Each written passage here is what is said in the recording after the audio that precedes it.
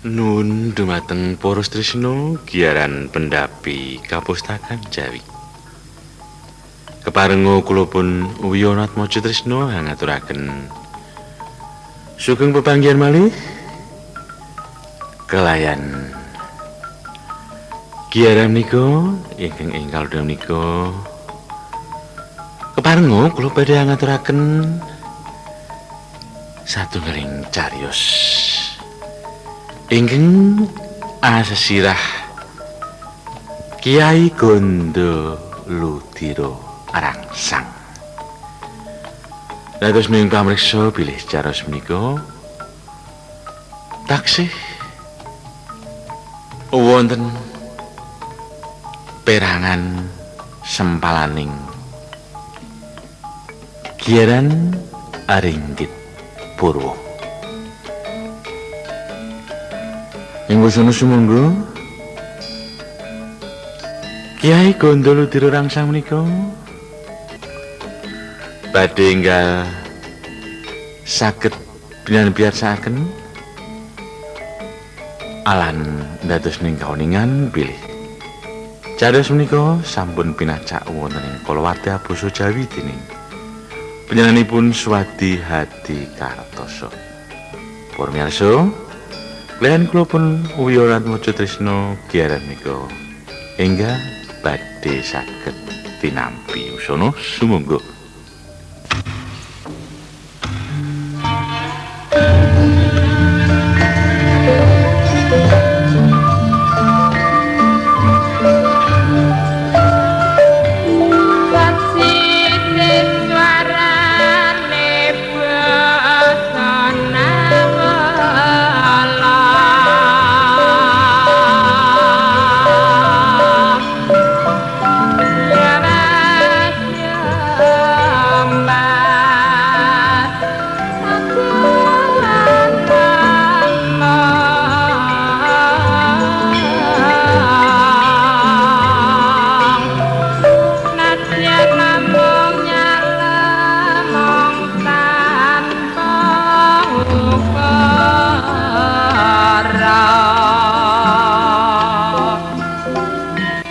Koyo kang lagi ngembeng kodenging Wardaya.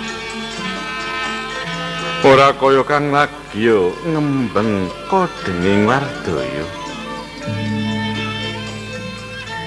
Prabu Kalagara mantra ing Guwa Barong. Prabu Kalagara mantra ing Guwa Barong kawistara surem pasuryane. Dene geget tatuning duh kita. Dene geget tatuning duh kita. Lapet ngekeruntik ing nala tanarimakake. Sedane ingkang Rama Prabu Gorawangsa.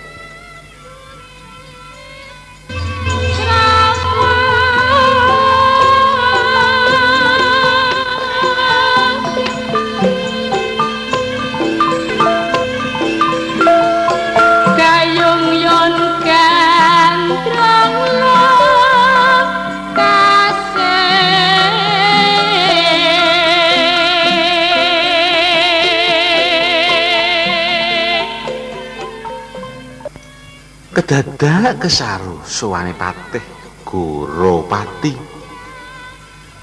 ngrepepeh arepepeh megar mingkus napasi marak sowan ngabyantara ngarsaning nata wis nyelenggah satotok ya aturuning marang Ratu Gustini. Mangkono kawiyos kedaling wuwus. Duh, sinuwun. Sinuwun sesembahan kawula. Nuhoni dawuh pangandika paduka. Kawula sampun pikantuk sisik melik inggih bab sedanipun ingkang Rama. Midherek ujaring kathah bilih sedanipun Gusti kula Prabu Gorawangsa punika inggih yektinipun sanget nrenyuhaken sinuwun. Kepriye teh nrenyuhake sing kepiye? Murage atunu Kang Prasaja ndak mitangetake Kang Permati teh. Aduh, mugi dados ning pamirsa. Duh nguni rikala sinuwun Prabu Gorawangsa kaleksanan mimba warni. Rikala sinuwun Prabu Gorawangsa kaleksanan mimba warni kadya Prabu Basudewa. Inggih natkala semanten kaleres nembe tindak cangkrama. Ingkang Rama kelampan saged saresmi tunggil sapetunggon kaliyan Dewi Mairah. Inggih garwa Prameswarinata ing Mandura duk nalika semanten. Inggih dasaripun ingkang Rama sampun dangu anggenipun gandrung kapirangu kelayan kasulistyanipun Sang Dewi. Pramila siang pantalaning dalu anggung denya samya lelangen suka ngumbar hardaning birahi.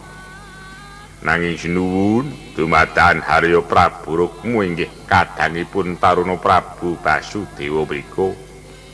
Ingkang tumindak merjaya pati inggih ingkang nyidani Rama Paduka punika.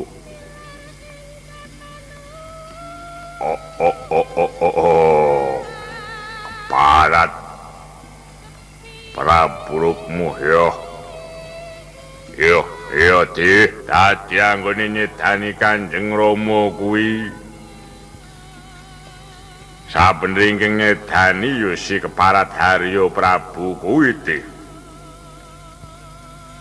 Ninggih sinuwun kejawi punika mugi kawuni ngono.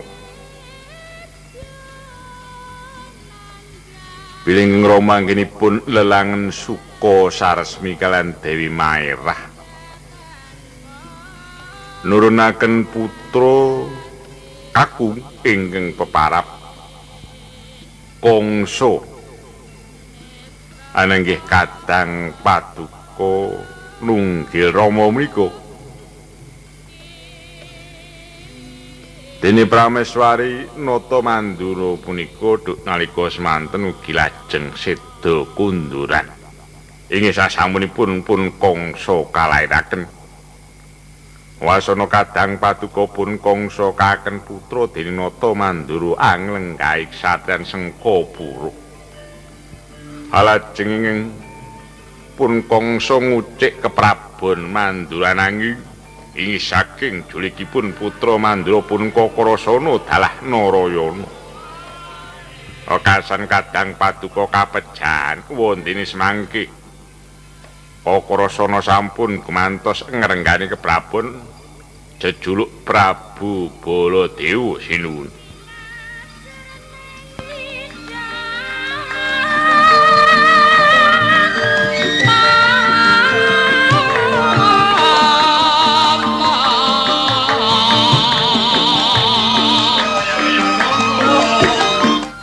Mangkono midhanget ature Patih Gorapati.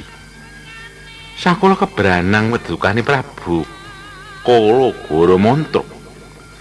Kebranang dedukane Prabu Kala Goramantra.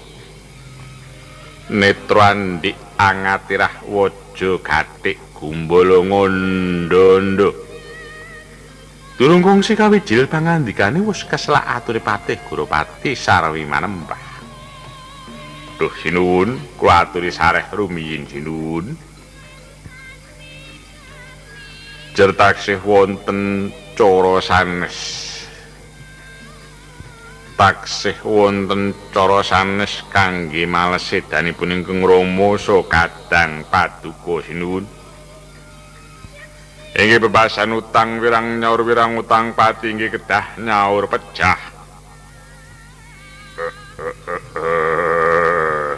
Iya, bener. Bener dibanjur karepmu kepiye, mekaten Gusti. Nitik saking pelapuranipun para telik sandi. Nitik saking palapuranipun para telik sandi wontenipun pawartos ingkang sampun sumebar. Bilih warangka praja Ndwarawati inggih pun Udawa. Samangke nembe gembol winih pasulayan kelayan Prabu Baladewa. Inggih Prabu Baladewa ingkang nalika samangki taksih ngucik wontenipun pusaka Kyai Gandhaladira tetelaranipun Prabu Basudewa Swargi. Inggih kegayutan perkawis punika pun Udawa mboten nate sebo dhateng Ndwarawati. Ngala kepara ngendhem raos ing manahipun pramila sinuwun. Saking pemanggih kula wontenipun kedadosan punika paduka saged pikantuk tetameng. Ngusik deh. Haturmu kaya betet sewu tak endekake kuwi mau banjur lire kepiye deh. Mekaten Gusti inggih liripun. Mangke menawi Prabu Baladewa tanding tiyasa lumawan Pati Udawa paduka saged lajeng anrambul prang lan saged merjaya Narendra Mandura punika ing temtunipun lena ing paningal sinuwun. Mangkono kalegan penggalih Prabu Kalagara Mantra. Wus midhanget eguh pratikele Patih Gorapati. Sigra dawuh ngrikake wadya yaksa kinen andingi laku jumujug kademangan Widara Kandhang.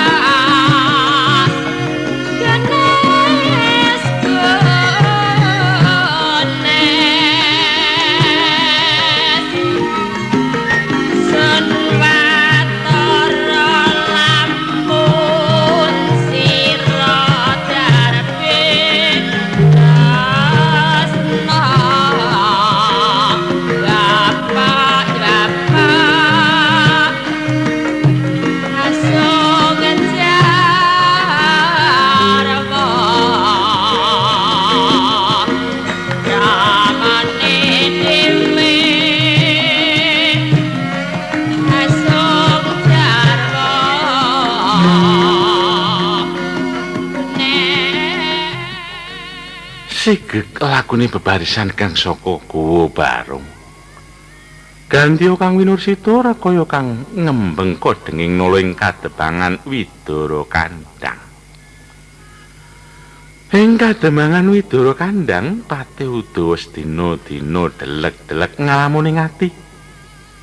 Amung legok-legok agawe susahe nyanyi sagopi ketang lasih marang putra satemah kawiyos wijiling pangandikane.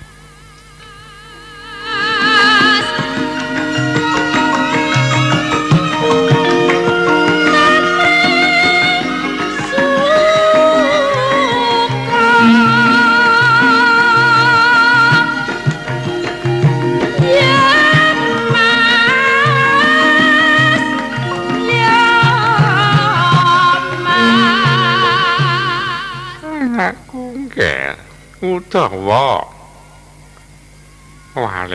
wae yo nggih aja kumbi mundhak gawe bingunge wong tuwa ya kene to sak suwene iki dak sawang sira tansah delok-delok ora katon suntrut semu sedih Baya apa kang kok pikir nggih? Duh Biyung pepundenku. Temene jroning ati rumangsa gawok. Teka Biyung paring pusaka marang aku wujuding keris ya Kyai Gondo Ludira iki Biyung. Kamangka manut ujar lelawaran pusaka iki kagungan dalem sinuwun Prabu Basudewa. Kagungane dalem sinuwun Prabu Basudewa kang sanyatane Sang Prabu maos murut ing kasidan jati Biyung. Banjur kepriye mungguh larah-larahi. Dene pusaka teka bisa kadarbi dening panjenenganmu Biyung.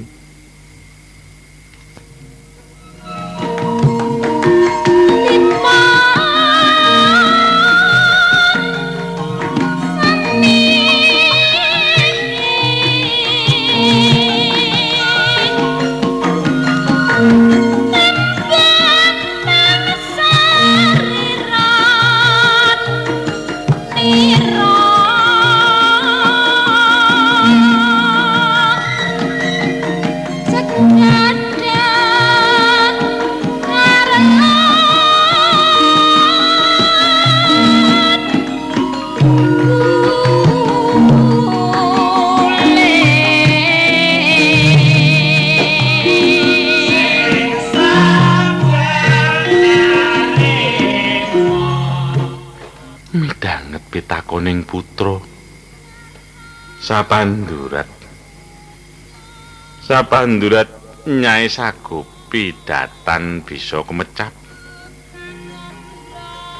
jroning wardaya sakala kemutan marang lelakon kang wis kawuri.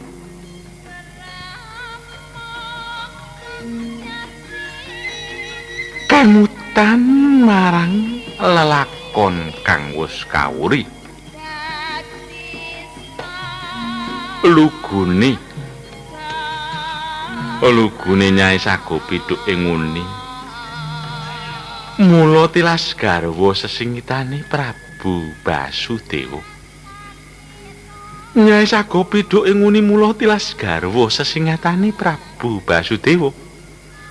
Barengan Cik Anggarbini banjur kaparingake minangka lorodan marang Kyai Demang Sakupa ing Widara Kandhang. Kamengku dadi sisihane lek ing jabang kandutan lair babar putra loro. Mbabar putra loro mijil jalu lan wanita. Tinengeran peparap Udawa lan kang wanita sesilih Dewi Ararasati. Nalika semono Prabu Basudewa sarana namur laku ngendhanging putra Raden Kakrasana lan Raden Narayana padene Rara Ireng kang sengaja kadelikake ana ing kademangan Widara Kandhang. Kegayutan karo pangancame kangsa rawuhe Prabu Basudewa ing ayu bagya dening Kyai Sagopa lan Nyai Sagopi. Dasar kekarone kasinungan watak demen tetulung marang sesamining dumadi. Apa maneh marang Ratu Gustine kang rikala semana banget mbutuhake pitulungan. Lan banjur kaaturan lerem ing kademangan. Lagi temeka semono panguluring gagasan Nyai Sagopi. Wis kaselak katimbrung pitakone Udawa kang wis mangantu-antu wangsulaning Biyungi. Biyung teko Biyung banjur melu delok-delok, melu bingung. Mbok Bo, Dewang Suli kanthi prasaja wae pitakonku iki mau to Yung. Oh iya, Ngget. Ngene pusaka Kyai Gandhaladira iku mula kapasrahake marang aku awit saka pepaline Sinuwun Basudewa kang adreng. Ndek nalika semana anggone ngaku putra marang sira. Ya kalawan adinira Sirarasati. Kena kanggo piandel anggonmu swita marang Prabu Kresna ngrangkani praja Ndwarawati, Ngget. Osik Byung. Aku pinaringan pusaka Kyai Gandhaladira. Lah banjur adiku Rarasati kang uga ka aku putra putrine kaparingan apa, Byung? Adimu Sirarasati ora kaparingan apa-apa. Ngomong kagadang muga-muga ing tembe bisa kawengku dening satriya kang ambek utama. Kagadang ing tembe bisa kawengku dening satriya kang ambek utama lelanang ing jagat raya. Dene aku lan bapakmu wis kaparingan ganjaran bumi Widara Kandhang iki ya bisa urun tumurun nganti tekeng besok Garudawa.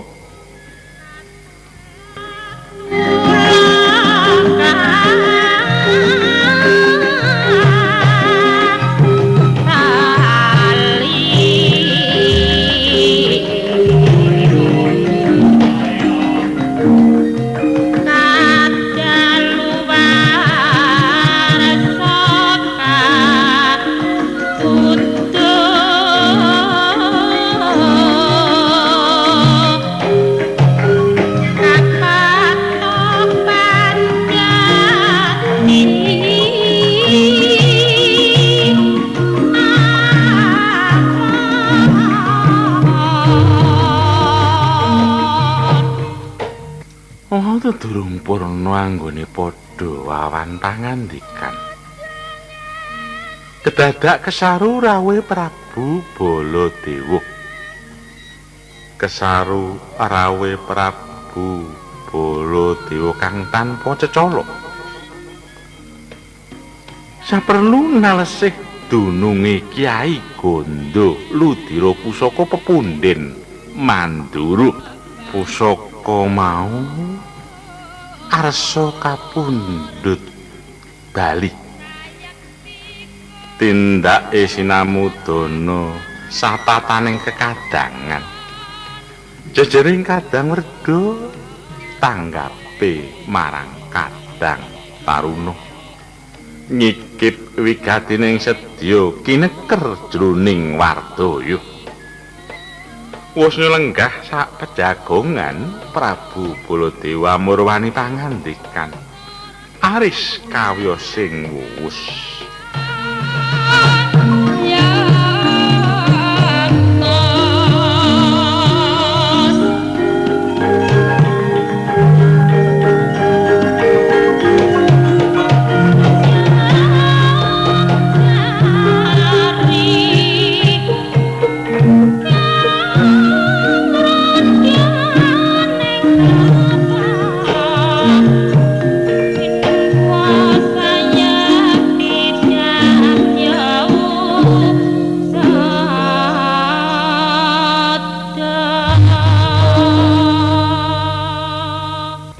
Ladalah Kakang Udawa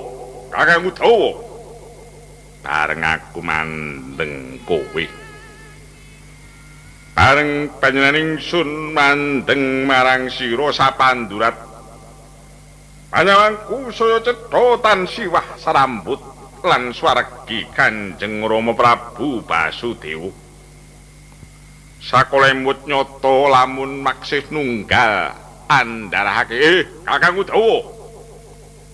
Apa bener yen kowe tau nampa tilarane Kanjeng Rama wujud curiga kang lumantar Nyai Demang Sagopi iki? Pati Udawa datan suwala. Yen pusaka iku pancen tumunungan ing kademangan Widara Kandhang. Banjur matur walaka kalamun Kyai Gondoludira kasengker dadi piyanda. Minangka bukti maksih warising Prabu Basudewa kang wis wagi. Midhanget aturi Udawa kang mangkono. Prabu Baladewa mbajutake pitakone. Yen nyata wis cetha nampa keris peparingi swargi Kanjeng Rama iku. Luke pira dapure apa lan pamore kepriye Kakang Udawa? Kanthi tataking penggalih tanpa tedeng aling-aling Udawa atur pawangsulan cekak tur aos. Keris paringipun swargi Gusti kula pun Prabu Basudewa punika luipun 13 pamor segara muncar dapur Nagaraja nama Kyai Gondoludira. Ana lirane atimu Kakang Udawa, aku kepengin nyumurupi kaya ngapa wujuding pusaka.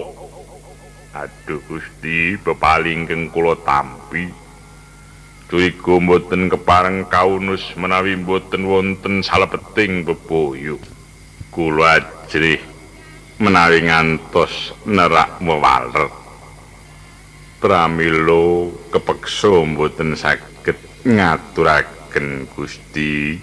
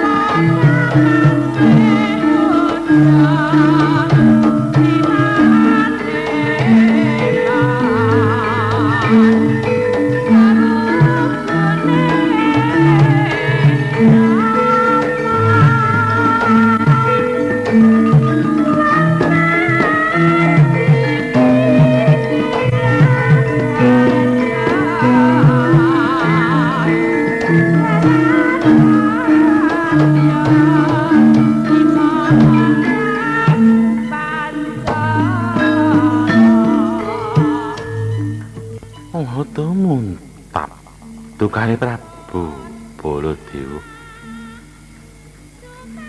Sakala dadi muntap dedukane Prabu Baladewa.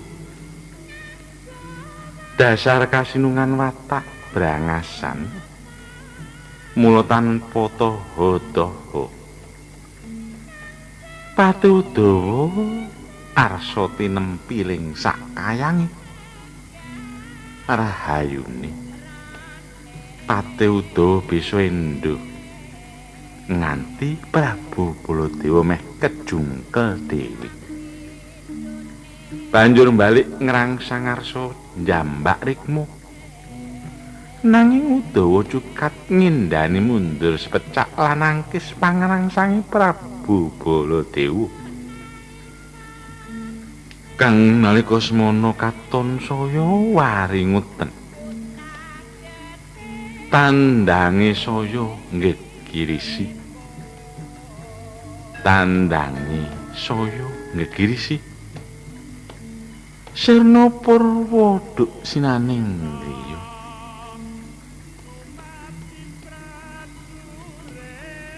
Amundi Sanjata Kyai Nanggala katulurungake marang mungsuhe. Ananging Pati Udawa malah saya memanasati.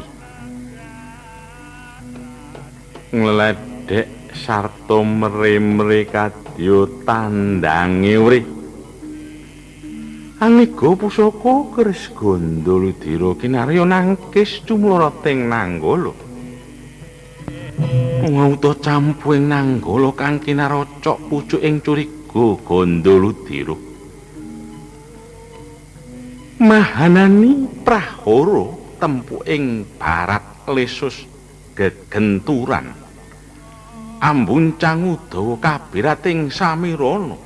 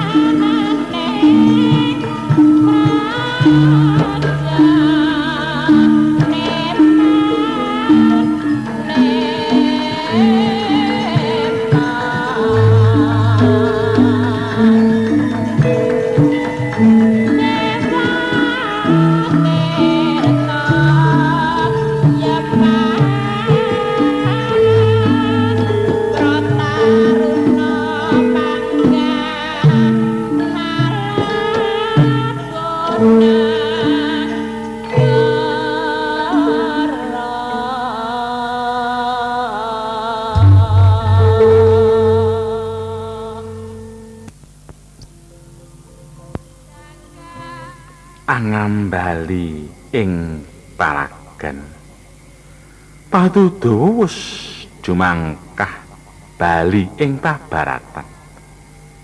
Mangkono Udawa mulat Sanjata Nanggala kang ana pucuking curigane. Sigra Nanggala kalolos arsa binalekake marang kang kagungan. Nanggala katolorongake marang mungsuhe. Mangkono Prabu Baladewa sakala mentar ngoncati glanggang. Tinggal glanggang colong playu tambuh-tambuh kang sinedya.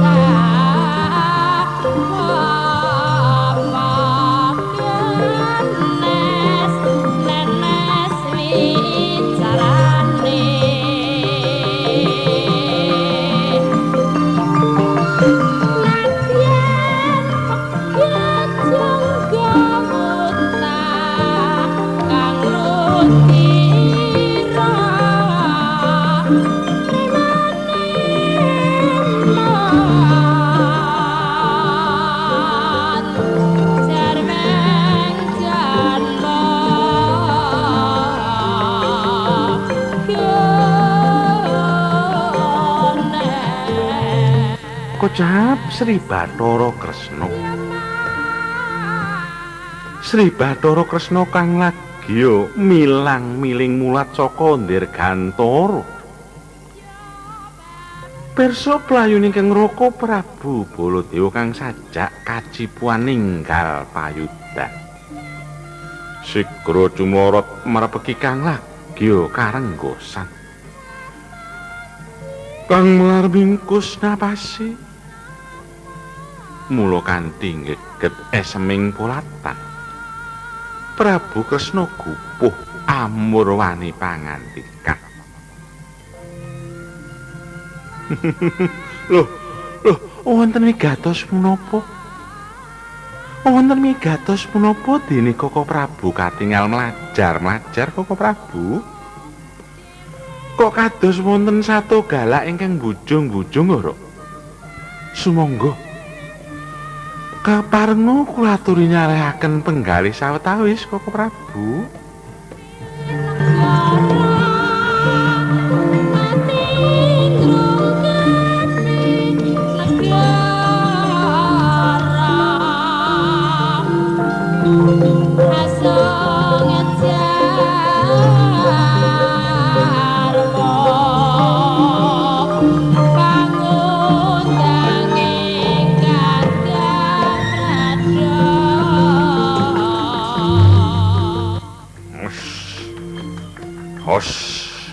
Wah.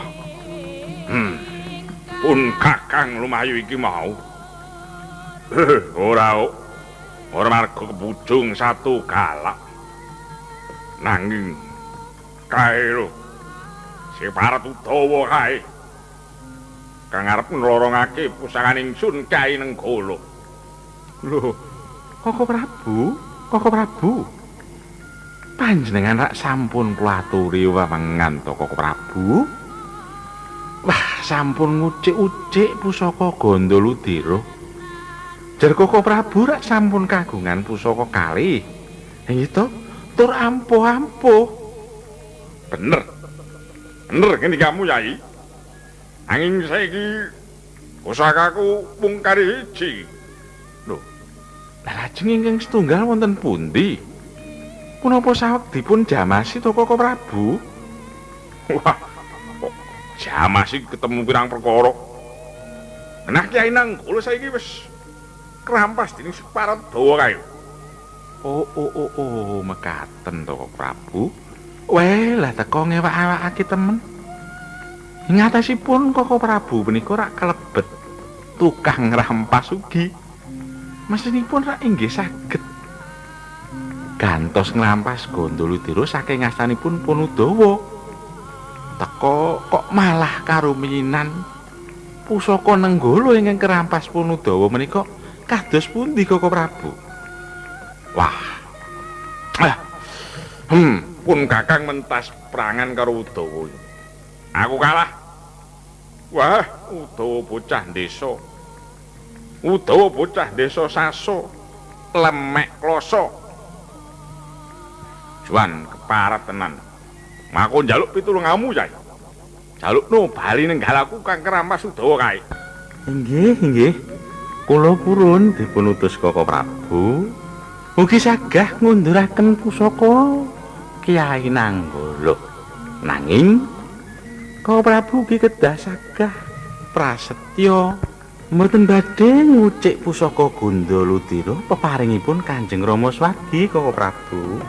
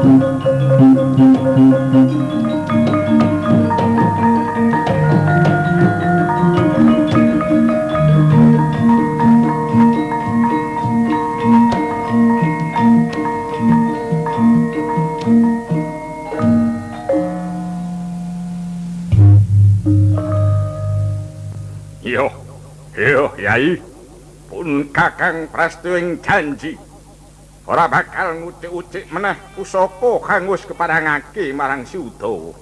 Ndak ambali meneh, Yai. Panjenengan ingsun ora bakal ngucik-ucik meneh pusaka kang wis keparingake marang si Udawa. Yen kongsi cidra pangandikan ingsun, muga aku nampa sapu dendaning Bathara kang akarya gesang, Yai. Mangkono Prabu Kresna kya ngawi Pati Udawa. Kedhawuhan ngaturake bali pusakane Prabu Baladewa kang wis kerampas. Pati Udawa datan Suwala ngendikane dawuh parintahing Ratu Gustini. Kya kaleksanakake pusaka Nanggala kaya katurake kundur marang Prabu Baladewa. Mangkono baline pusaka Mandura sineksenan keblat papat. Satemah bumi horeg sumusul sindung riwut magenturan.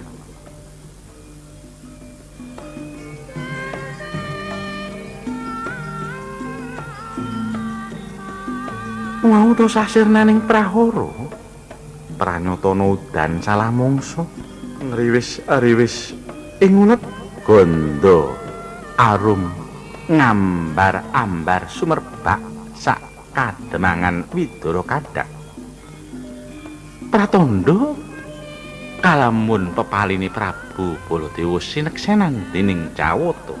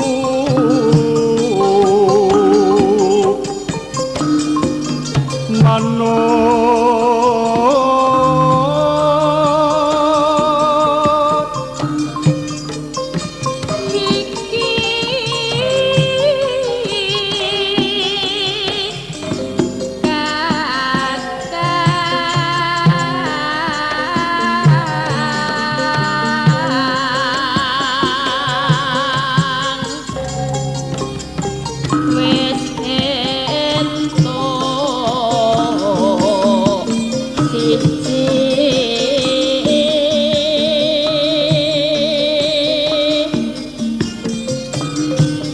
rasakno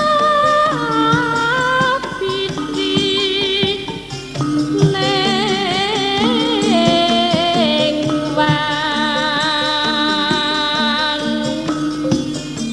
aduh iyo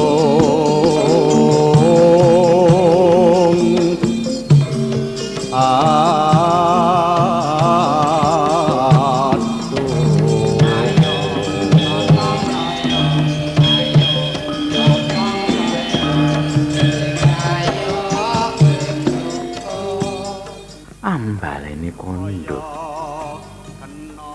amang suli kondo praptane bebarisan kang saka guwa barong kang pranyata wis kadaluwarsa tetelo satru tetelu kang kinira padha sesatron pranyata samengko wis padha bali nyawiji kaya wingi-uni samya kekadangan kang maksih tunggal kang ndarahake mangkono Prabu Kalagara mantra sawadya sanalika muntap kanepsane padha sora amuk ngobrak-abrik kademangan Widara Kandhang karangsang tuwuh paprangan krodane Patih Goropati tinandhingan dening Patih Udawa tandange ora nggandra sepiro durung nganti sagebrakan wis kena cinocok pusaka Gandaludira angemasi sanalika mangkono Prabu Baladewa sigra ngrangsang perang lumawan Prabu Kalagara mantra usna cecaketan denyo ayun-ayunan perang usna cecaketan denyo ayun-ayunan perang Prabu Baladewa sigra musus Sanjata Nenggala Sanjata Nenggala kineprukake mungsuhe lebur tanpa dadi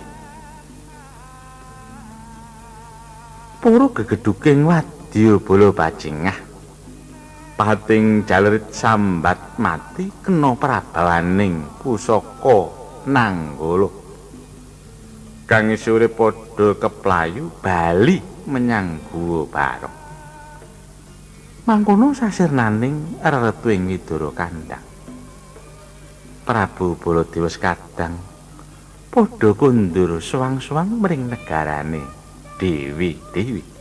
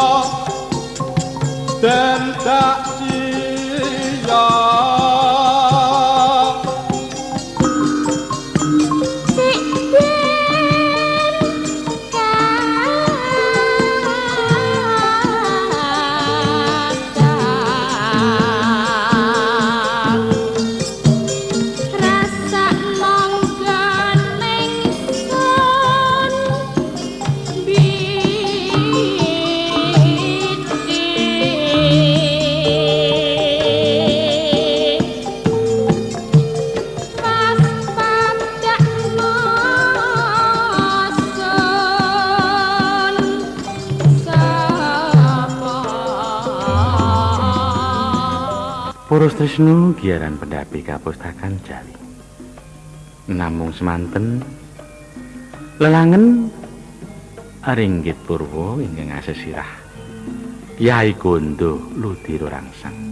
Kula pun Wiyana Atmaja Tresna keparenga lumengser saking ngarsa jenengan sami kanthi pepuji hayu-hayu rahayu ingkang samya pinanggih ing usana nun